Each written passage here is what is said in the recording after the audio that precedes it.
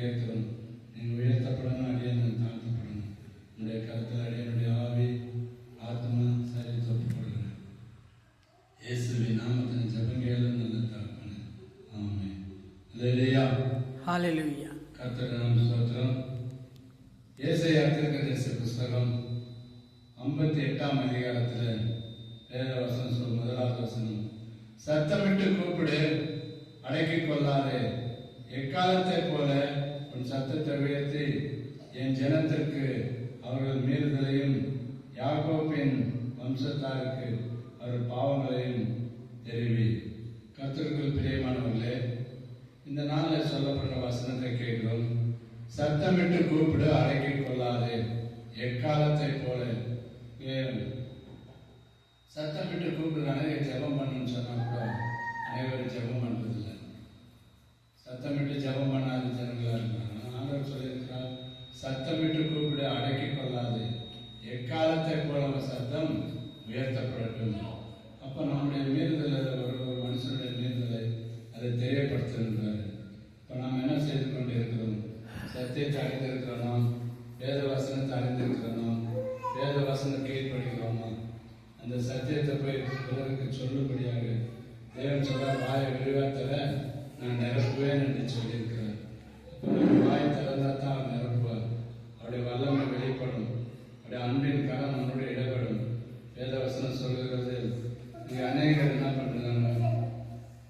3ஆம் அதிகாரத்தில், நாங்கள் உபவாசம் பண்ணும்போது நீ நோக்காமல் இருக்கிறது என்ன? நாங்கள் எங்கள் ஆத்மாவை ஒடுக்கும் போது நீ அதை அறியாமல் இருக்கிறது என்ன என்கிறார்கள். இதோ நீங்கள் உபாசிக்கும் நாளிலே உங்கள் இச்சைகளின்படி நடந்து உங்கள் வேலைகளெல்லாம் கட்டாயமாக செய்கிறீர்கள். உபாசிக்கிறோம். எதற்காக உபாசிக்கணும்? தேவனுடைய நாம மகிமைக்காக உபாசிக்கணும். அநேகருடைய கண்கள் திறப்பதற்காக உபாசிக்கணும். இன்னைக்கு அநேக மக்கள் நான் உபாசம் இருக்கிறேன்றாங்க. ஆனால் தேவனுக்கு பிரியமா இருக்கணும். அப்ப என்ன சொல்லுகிறார்? நாங்கள் உபவாசம் பண்ணும்போது நீ நோக்காமல் இருக்கிறது என்ன? நாங்கள் எங்கள் ஆத்மாவை ஒடுக்கும் போது நீர் அதை அறியாமல் இருக்கிறது என்ன என்கிறார்கள். இதோ நீங்கள் உபவாசிக்க நாளிலே உங்கள் இச்சைகளின்படி நடந்து என்ன செய்யறோம்? உங்கள் இச்சைகளின்படி உங்கள் வேலைகள் எல்லாம் செய்துட்டு இதோ உங்கள் விருப்ப நேரத்துக்கு வரீங்க. அப்படி இல்லை. தேவனுக்கு ஒரு நேரத்தை குறிக்கப்பட்டிருக்கிறது. இந்த நேரம் வரல, இந்த நேரம் வரலன்னா அந்த நேரத்தில் கரெக்டாக இருக்கணும். ஏன்னா வேத வசனம் சொல்றது, உபாச நாள் பரிசுத்த உபாச நாள். என் உபாச நாளாகிய ஓய்வு நாளிலே உனக்கு இஷ்டமானதை செய்யாதபடி உன் கால விலைக்கு உன் வழிகளின்படி நடவாமலும் உனக்கு இஷ்டமானதை செய்யாமலும் உன் ஓய்வு நாளிலே மன மகிழ்ச்சி நாள் என்று என்னுடையார். அப்ப இந்த மன மகிழ்ச்சி நாள், இந்த நாள் தேவன் கொடுத்திருக்கிற நாள். எல்லாருக்கும் கிடைக்காத ஒரு ஸ்லாகியத்தை நம்ம கொடுத்திருக்கிறார். இன்னைக்கு அநேக மக்கள் நேரத்தை வீணாக்கிட்டு இருக்கிறாங்க. ஆனால் நமக்கோ என் பரிசுத்த ஓய்வு நாள் இல்லை. ஓய்வு நாளே உனக்கு இஷ்டமானதை செய்யாதபடி உன் சொந்த பேச்சை பேசாம தேவனுக்கு என்று நீ மன மகிழ்ச்சி நாள் என்று இதை நீ ஆராதிக்க வேண்டும். இன்னைக்கு நாள் நம்ம திருவிழா, பரிசுத்த ஓய்வு நாள். நாளைக்கு 6 நாள் வேலை செஞ்சேன், எங்க போனேன்னு கேட்கல, என்ன பண்ணேன்னு கேட்கலாம். ஒரு நாள் என்னுடைய நாள். என்னுடைய நாள் உன் இஷ்டமான வழியில நடக்காதே. உன் சொந்த பேச்சை பேசுறது. இன்னைக்கு தான் திருமணம், இன்னைக்கு தான் காதலுத்து, இன்னைக்கு தான் எது இருந்தாலும் சரி முதலில் ஆண்டவர் கொடுக்கணும்.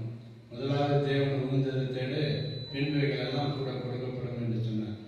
அங்கே தகப்பன் மறித்து போயிருக்கிறார். அன்றவரே இயேசுவை சொல்லுகிறார், என் தகப்பனை மறித்திருக்கிற அடக்க சொல்ல, மறித்தோர் மறித்தோடக்கம் பண்ணட்டும், நீ என்னை பின்பற்றி வா. அப்போ ஜீவனுள்ள தேவனாக இயேசு கிறிஸ்துவை நம் மெய்யான தேவனை நம்ம அறிந்து செயல்படுகிறதுனால சொல்லுகிறார், என் பரிசுத்த ஓய்வு நாளிலே உனக்கு இஷ்டமானதை செய்யாதபடி உன் கால வேலைக்கு உன் இஷ்டமானதை செய்யாமலும் உன் சொந்த பேச்சை பேசாமல் இருந்து ஓய்வு நாளை மனமகிழ்ச்சி நாள் என்று மகிமை நாள் என்றும் சொல்லி அதை மகிமை என்று எண்ணுவாயாக. இப்போ மனமகிழ்ச்சி நாள், இது ஒரு ஆசீர்வதிக்கப்பட்ட நாள், இது ஒரு சமாதானத்தை கொடுக்கிற நாள்.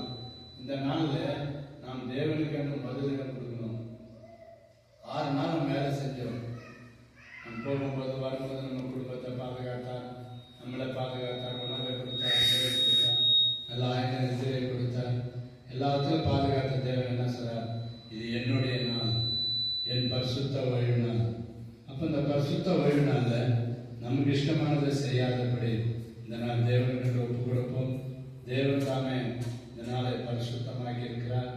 6 நாள் அவர் வானத்தை படைத்தார், பூமியை படைத்தார், மனுஷனை படைத்தார், மிருக ஜீவன்களை படைத்தார், எல்லாம் படைத்து 7ஆம் நாள் அவர் ஓய்ந்திருக்கிறார். எதற்காக ஓய்ந்திருக்கிறார்? 6 நாள் என் பிள்ளைகளுக்கு நல்ல உணவு கிடைச்சதா, போகும்போது வரும்போது ஆபத்துக்கு மீட்கப்பட்டேனா, இவர் நன்றி சொல்ல வருவார்கள் என்று சொல்லி ஆவலோடு காத்திருக்கிறார். 9 மணி சர்ச்சைனாக்கா 10 மணிக்கு வரீங்க. இப்போ எப்படி இருக்கும்? ஆண்டவர் சொல்கிறார், என் சமூகத்தை தேடுங்கள், அப்பொழுது நீங்கள் கண்டடைவீர்கள். அதிகாலையில் தேடுங்கள். என்னை சிநேகிக்கிறவர்களை நான் சிநேகிப்பேன், என்னை தேடுகிறவர்கள் கண்டடைவார்கள். இப்போ நம்ம தேடும்போது தான் அவரை காண முடியும். அதை ருசித்து பார்ப்போம். கர்த்தருடைய நாம ஸ்தோத்திரிக்கிறோம்.